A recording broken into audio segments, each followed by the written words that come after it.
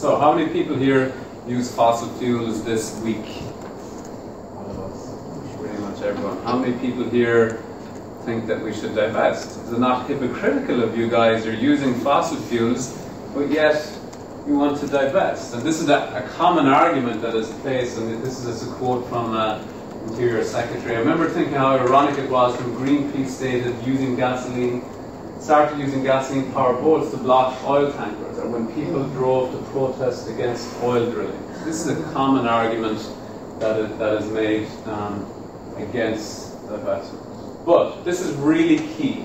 To say that divestment is hypocritical implies that we have some direct choice in the energy sources available to us. Okay? That we have a direct choice.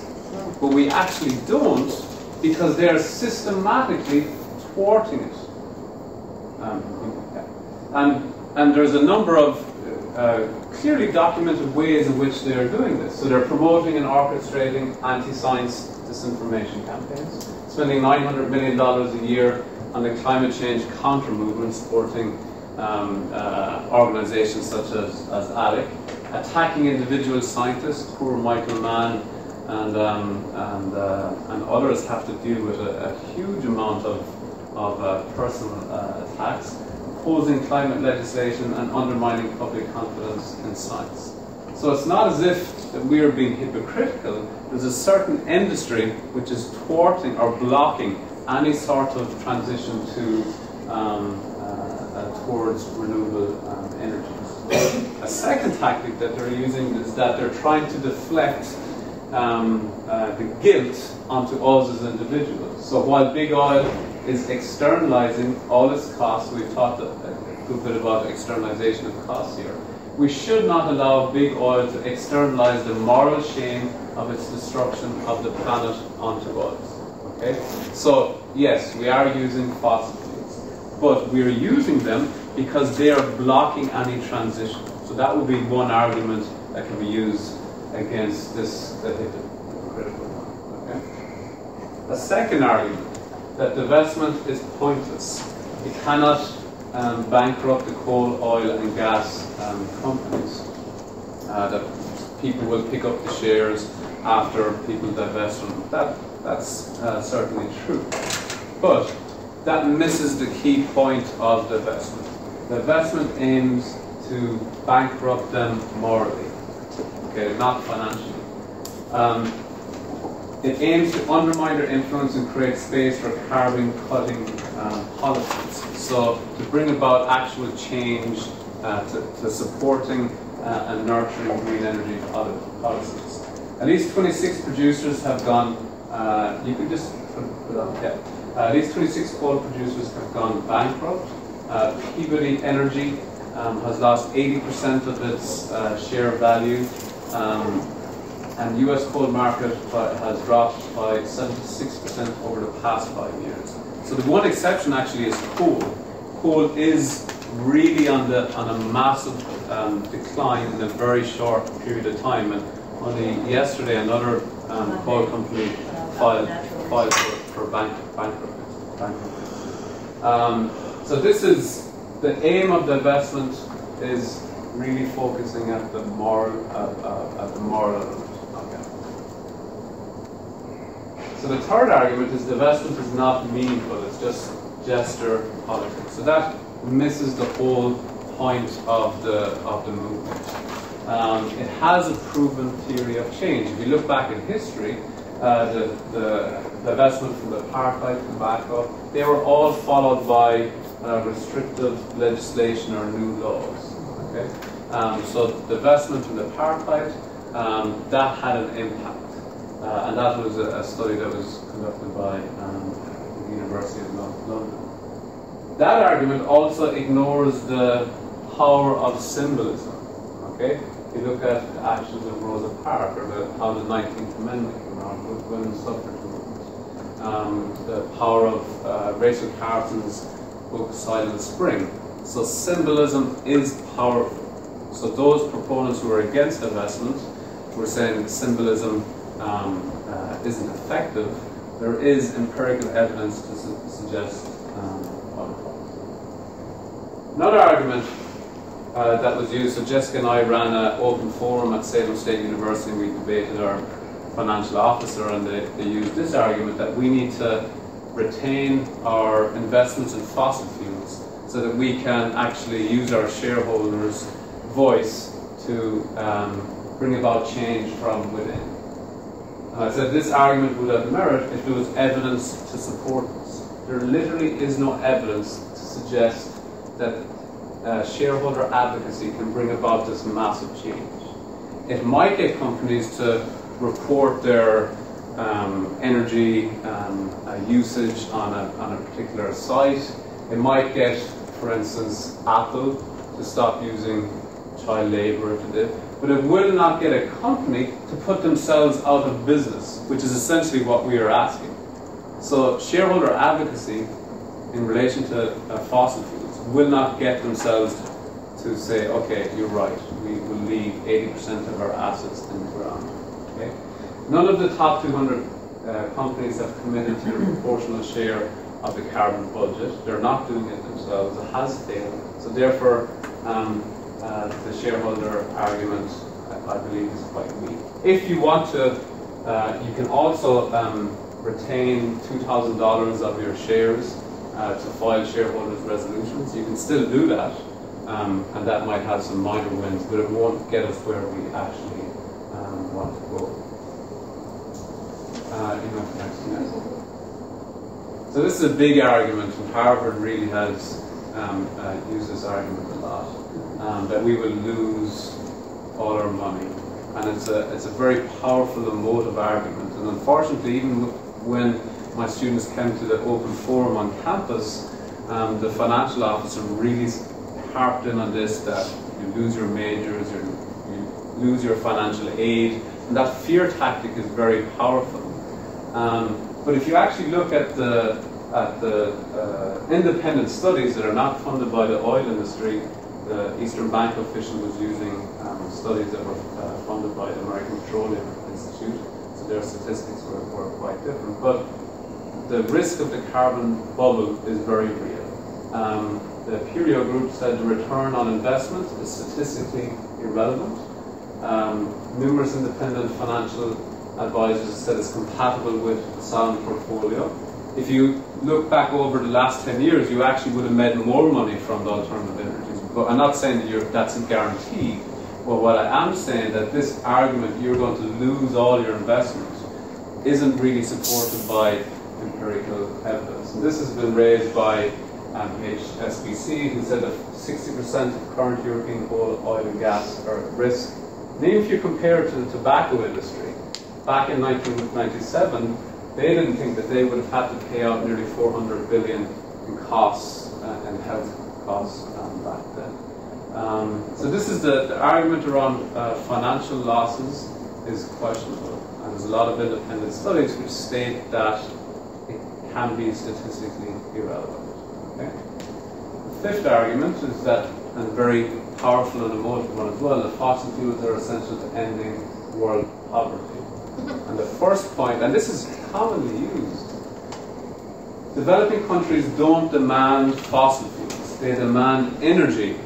That's the difference. So that's really the difference, okay? They're not saying I'm craving coal, they're saying I'm craving energy.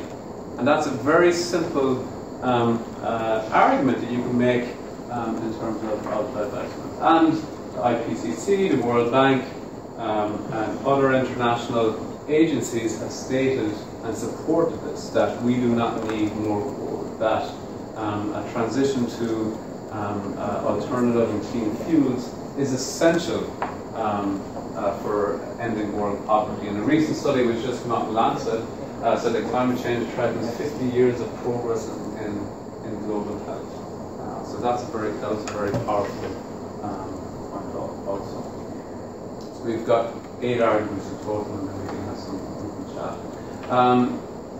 So most fossil fuels are owned by state-controlled companies, not the publicly traded companies targeted by divestment. So that's true. 74% of all fossil fuels are owned by state-owned companies. But if in Paris, this agreement which is taking place in November and December, we all have our fingers crossed, I'm not sure how hopeful we are. But if the international community agrees to a legally binding agreement whereby we have to reduce our production of carbon, which will keep us under 2 degrees, that will impact the 74% as well. Okay? So that is the counter-argument to this. Also, the most extreme and expensive hydrocarbons are actually owned by publicly listed and traded companies, such as tar sands oil in Canada as well. So those are the ones that we really need to target first strategically. So there currently is no alternative to fossil fuels, and we need to wait until a better alternative arises. So carbon capture is often cited as an example, but currently that technology isn't advanced enough for us to just rely on that.